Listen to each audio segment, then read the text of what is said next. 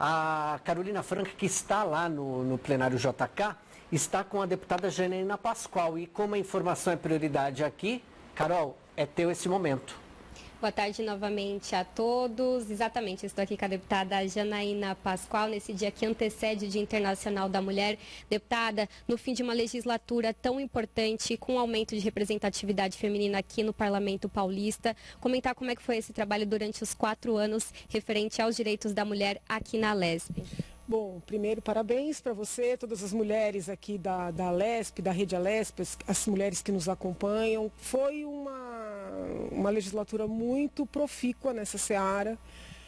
Muitos projetos aprovados, de autoria de vários colegas, também do próprio Poder Executivo. Eu, pessoalmente, consegui algumas vitórias nessa seara. Uma delas é o direito que a mulher hoje tem de escolher como vai ter o seu bebê, né, se será por parto normal, por cesariana, um direito que as mulheres que têm convênio, que têm condições de pagar particular, sempre tiveram, mas as mulheres que dependem do SUS nunca tiveram, e por força de uma lei, né, que eu propus e essa casa aprovou, hoje essas mulheres têm voz. Então foram muitos avanços, as colegas conseguiram maior protagonismo, entendo que é necessário ainda mais. Por outro lado, tem um posicionamento de que a mulher não deve se vitimizar, mas deve sim buscar o seu espaço, porque ninguém dá espaço para ninguém, não importa se mulher ou homem, os espaços precisam ser conquistados e preservados, né? Então fica essa palavra aí de força, de determinação, para que as meninas, as adolescentes se preparem bastante, né? Estudem bastante, procurem começar a trabalhar o mais cedo possível, óbvio, sem prejudicar os estudos, para terem independência, né? A independência da mulher é o primeiro passo para a sua força, para a sua realização, para a sua não submissão, para ela escolher o homem que ela quiser, né, para ter do lado dela e não para estar com alguém obrigada, submissa a todo tipo de violência.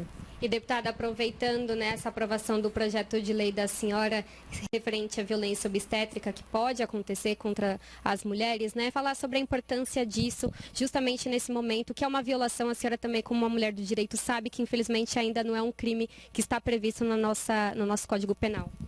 Então, mas muito embora não seja um crime previsto claramente, essa violência pode ter consequências. Então, por exemplo, quando é visível que um parto normal é inviável e a equipe impõe esse parto normal, levando, por exemplo, o bebê a óbito por falta de oxigênio ou levando o bebê a sofrer sequelas para o resto da vida, essas consequências podem ter implicações penais, porque pode se caracterizar o que a gente chama no direito penal de dolo eventual, né, que é a assunção do risco de gerar um resultado. Então, muito embora não haja aí a previsão de um crime, claro, existem já dispositivos no Código Penal que permitem punir esses abusos. E Arthur e Mariana, vocês que estão aí no estúdio, a deputada está ouvindo vocês, se vocês quiserem fazer alguma pergunta para ela. Vamos passar a bola aqui para a Guga Mendonça, tem questões sim. Deputada Janaína Pascoal, eu gostaria de saber, ontem a Assembleia Legislativa realizou uma sessão solene em homenagem às mulheres, com presença do governador Tarcísio de Freitas, que se emocionou ao falar da esposa, né, que foi homenageada. Gostaria que a senhora comentasse, né, esses gestos de sensibilidade do governador. Como é que a senhora encara? Extremamente positivo, né, deputada? Sim, tanto com relação ao governador, com relação aos outros ocupantes dos cargos, né, de poder no país, obviamente esses gestos são positivos, mas eu não com relação ao governador especificamente, mas com relação às autoridades em geral, eu ainda vislumbro uma postura de, vamos dizer assim, proteção para com a mulher, cuidado para com a mulher, sempre aquele olhar para a mulher vítima, tá? Não estou falando desse evento em específico, mas no geral. Podem perceber, mesmo os projetos de lei apresentados aqui na casa, em regra, eles têm como alvo ou como objeto de proteção a mulher vítima, né? Ou como sujeito de proteção. São raros os projetos que colocam as mulheres como protagonistas. Ainda hoje, né, quando nós apresentamos um projeto que põe a mulher como protagonista, existe resistência das próprias mulheres, né, como o projeto que eu apresentei para as meninas aprenderem luta nas aulas de educação física. Por incrível que pareça, deputadas ficaram indignadas, entendendo que eu estaria, de alguma maneira, incentivando a violência. Então, nós precisamos sair desta página, né, de que a mulher tem que ser tutelada. Entendeu? Então, a igualdade, ela se conquista com protagonismo. Ainda, por exemplo, né, eu estou acompanhando aqui, estou nos meus últimos dias de mandato, agradeço a Deus, ao povo de São Paulo que confiou esses 4 anos, né, a mim aqui nesta casa, mas eu estou acompanhando as tratativas para a composição da mesa. As mulheres não existem. Né? Então, assim, eu só vejo homens sendo cotados para ocuparem os cargos de poder na casa. Onde estão as mulheres?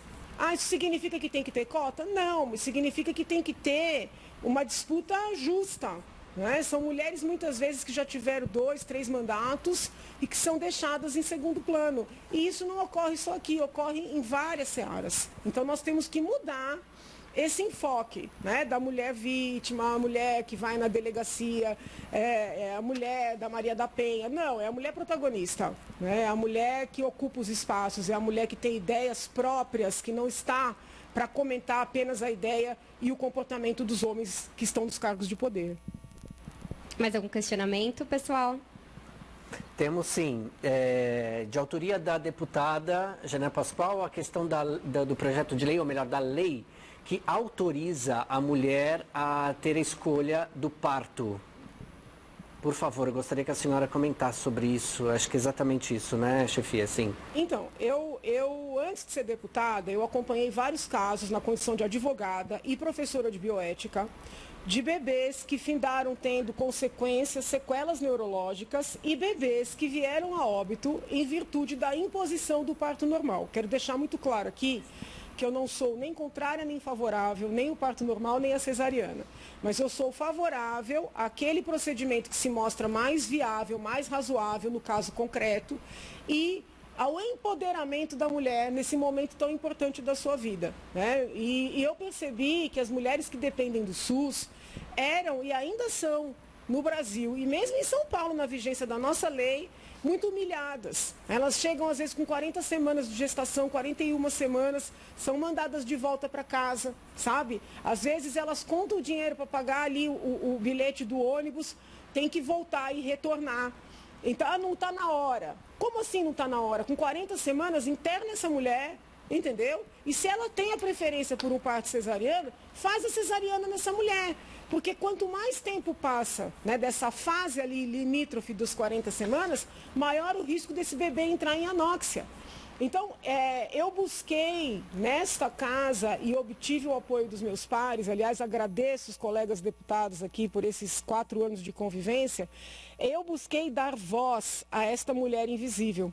E aqui eu quero, com todo respeito, dizer, muitas vezes as feministas, elas falam muito que querem defender as mulheres, proteger as mulheres, mas são apenas aquelas mulheres que abraçam os modismos, sabe? Abraçam os modismos. A mulher de verdade, que está ali indo para a maternidade de ônibus, sendo mandada de volta para casa, que pede para fazer um procedimento e ninguém ouve o que ela fala, essa mulher parece que não existe. Né? Essa mulher...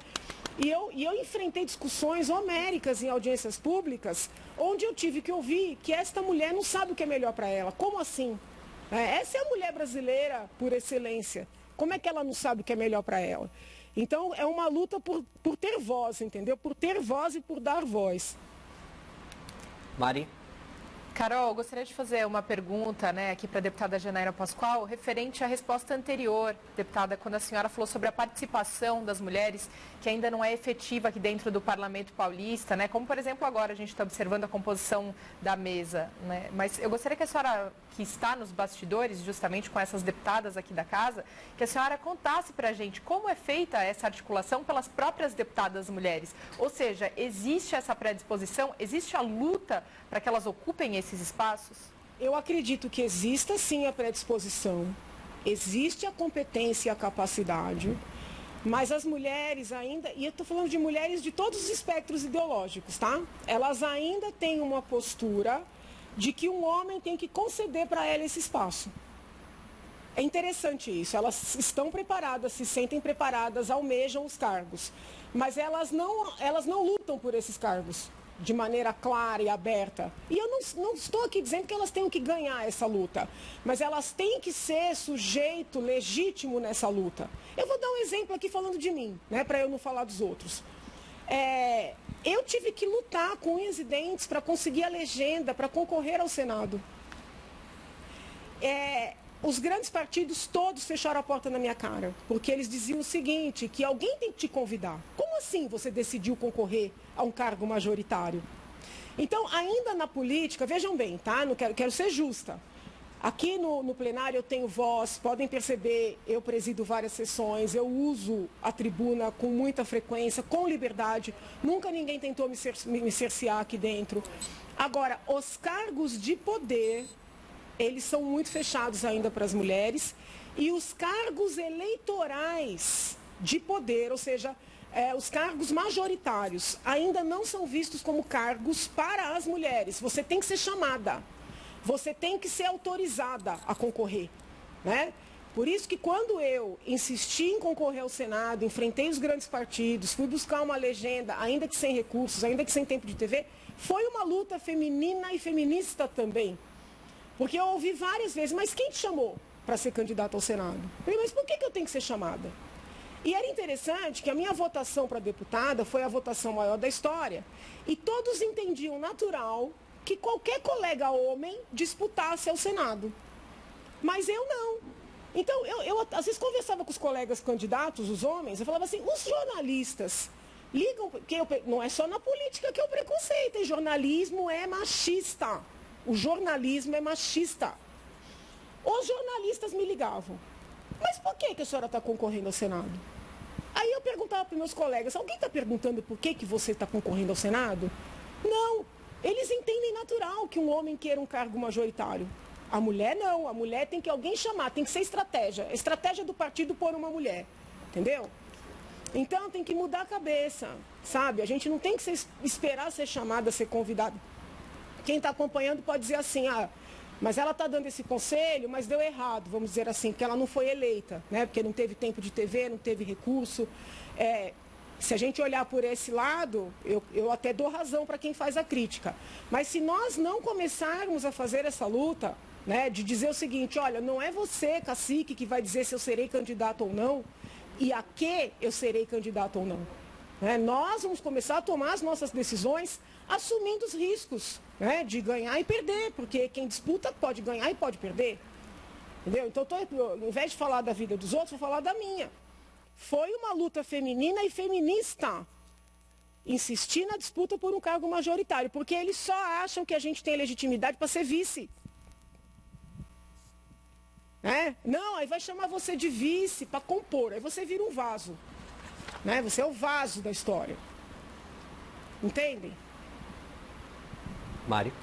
Muito bem, eu acho que é justamente o que nós íamos conversando aqui, né, Arthur e Guga, nos bastidores, isso que inclusive a deputada tem falado, Carol trazendo para a gente, é muito mais a mulher ela ocupar o espaço do que ela pedir permissão, né, ela se fazer, né, deputada?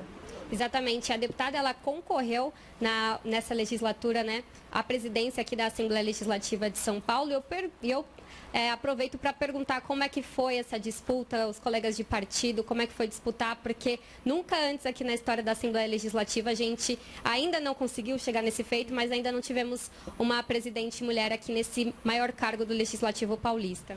Então, eu insisti em disputar contra todos os conselhos, porque o pessoal dizia, a casa não funciona assim, a casa funciona com acordo. Se você entrar em acordo, você pode ocupar uma cadeira na mesa, mas não a presidência. Por que eu insisti? Porque a vida inteira eu ouvi o seguinte, que a regra é o deputado mais votado é o presidente. Aí eu tive 2 milhões de votos. Fui eu entrar que mudaram a regra. Aí eu falei, não, é o seguinte, eu vou disputar. Aí disseram, não, desista, porque aí você ocupa uma secretaria, você ocupa... Eu falei, não, a regra não era essa quando eram os homens? Então agora eu vou disputar. Se eu perder, vocês vão ter que expor que, na verdade, isso nunca foi regra, né? Então, assim, a minha vida fica muito difícil por causa desses enfrentamentos que são constantes aqui na universidade, né? Quando eu disputei, por exemplo, a titularidade, havia 2 vagas e eu ouvi de muita gente, não, uma vaga vai ser de uma mulher, mas a outra tem que necessariamente ser de um homem. Era um único homem candidato, 3 mulheres candidatas. Então essa dinâmica, né, de que tudo que a mulher conquista é uma concessão. Deixaram, né? Deixar a mulher ganhar a presidência da Assembleia, deixar uma mulher ganhar a presidência do Senado. A gente tem que quebrar com essa mentalidade. Perfeito, agradeço aqui a participação da deputada Janaína Pascoal, que se disponibilizou a falar aqui com a gente nesse dia que antecede o Dia das Mulheres, e já deixo aqui um feliz Dia das Mulheres, né? Um feliz mês, um feliz ano para todas nós. Que bom. Muito bem, então, Carol, valeu demais, deputada também Janaína Pascoal. Marifante. Bom, aproveitando